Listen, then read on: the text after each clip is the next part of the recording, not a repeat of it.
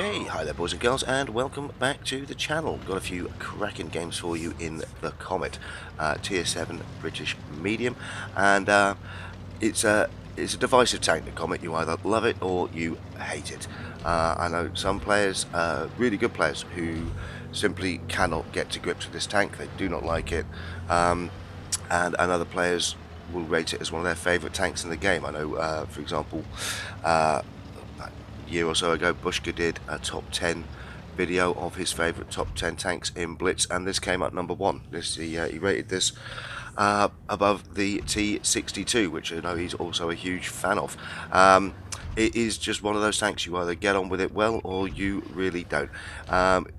Now it has it's a quick tank when it's fully upgraded. It has a very fast rate of fire, about 3.5 seconds. It has virtually no armor. You've got about 111 mils, I think, on the front plate. So it's a tank that you do have to keep your hit point pool safe, and you can play it a number of different ways. You can do this, you can snipe with it long range, keep your hit points intact, or you can push very fast, very aggressive, get behind enemy tanks, and just start pumping in the damage with the fast gun. And generally speaking, in successful games, you'll probably do a little bit of both. Now we're here with Tank Maestro from GTC. He's teamed up with Godslayer. Now already taken a kill, and doing a bit of long range sniping to begin with. Now I think he still needs to potentially upgrade his tank a little bit. It does seem a bit slower than the Comet iDrive, so maybe a few upgrades still needing to be put onto the tank here. However, he's still going to do a great job with it. Now Godslayer's pushed forward, he's isolated these two tanks. Now Maestro needs to get over there. Unfortunately, potentially Godslayer's got himself a bit too much to handle here on his own, but Maestro is straight over. Godslayer gets taken out. He's straight in with his fast firing gun, and this is great play here. He just jams his tank straight between the TD and the wall there, not giving the TD any chance to get that gun round on him, and takes him out through the side, and simply leaves a couple of shots straight into the light tank here, and that's kills 2 and 3. So he's pretty much taken this flank apart. It's looking very, very good for the green team, so it's just a question of hunting down these last two tanks. The other feature that this tank has, which I think a lot of people sometimes overlook because of its speed, is it has very good gun depression. So if you do get yourself into a situation where you've got a big heavy TD who's pointing straight at you, if you've got a tiny little bit of a reverse slope just like this, you can simply peek out, give them a quick tap, and then peek back and keep your tank safe. It does have very, very good gun depression, and it's perfect for that sort of peek-a-boom style of play. Now Maestro here is doing a great job. He's already taken 4 kills. We've only got the one bad guy left, and he's just pumping in the damage, and the last guy gets taken out. Very fast, very aggressive game, and an excellent performance. 1864 damage and 4 kills for Maestro there. Well played indeed. Right, we've got a couple of games now of me in the Comet, exactly the same tank, and here you can notice what I said about the speed. I think Maestro does still have a few modules to put on, and a slightly different style of play, in that I like driving. If you've got a tank that's fires fast like this and travels quickly, I like to get this thing all over the battlefield. I like to push as many different tanks, as many different flanks as I can. If it gets to the point where you're not thinking you're going to come away, or somebody's a bit of a handful in front of you, then simply turn around, use your speed to go somewhere else. In this battle, you're going to see I get pretty much all over this battlefield now. We pushed the flank here on Hellas. I've got another Comet opposite me. It looks like I've got a light tank that's coming round my flank to my left. Now I do have a teammate who's a Panther just off to my left, so I'm going to check what's happening down here. And at this point, now normally you'd say get 2 guns on the same tank. However, I must admit I took it for granted that the Panther would be able to handle that with the DPM that the Panther has, so I didn't want this Comet coming up behind us and sticking the gun in, so I decided to just keep pouring it into this Comet, which potentially means I left my my teammate alone there. I actually didn't think he'd have any difficulty handling that one, and I didn't want that Comet coming behind us. However, the Comet has now been taken out. We're going to very quickly reduce this guy down and get him cleared.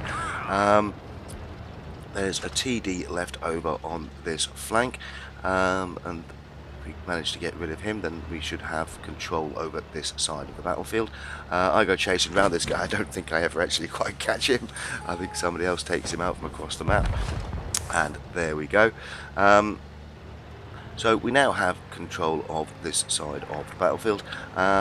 The Reds have got a cap on C, so I'm going to quickly come up here, get some elevation, take this cap off, and see if I can get shots across the battlefield here. So effectively using this tank's strengths. It's an effective sniper, it's also effective up close and personal, so use it for both when the situation calls for it. So we've got a perfect situation here.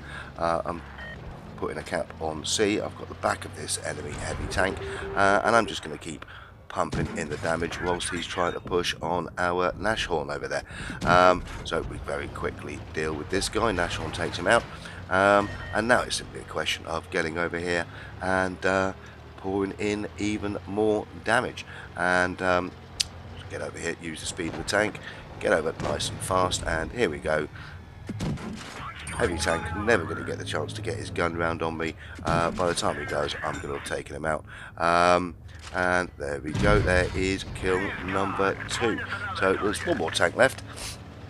I'm pretty certain he's over by the B cap, because that cap has been taken by Red. So he's got to be over there somewhere.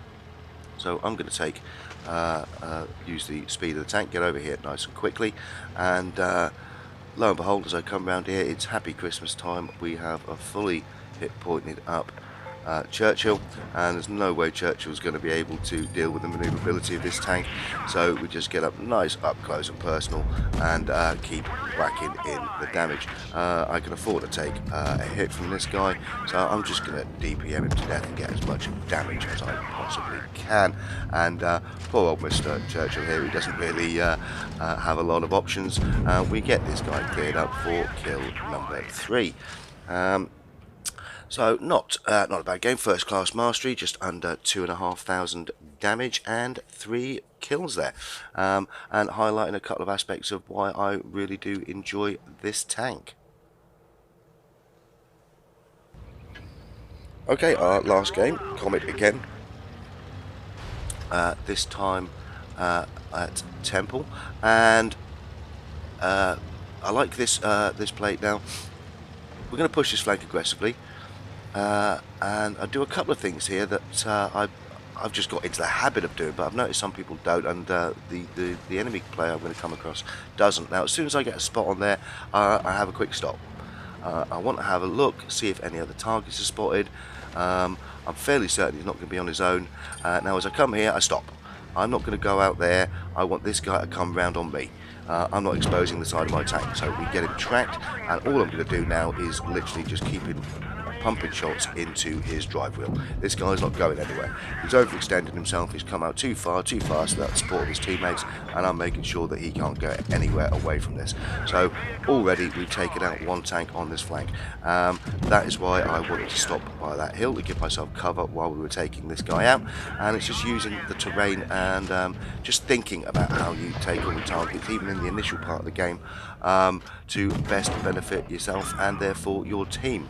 So we take out tank number 2 there, and this guy really is not going to be able to get away fast enough. We're just going to keep driving towards him, pumping in the damage. I actually make a mistake here. I go for the track shot, hoping that I'll also get the damage and keep him mobile. It doesn't cause the damage, and somebody else takes the kill, so I probably should have just put one straight through the back of him there.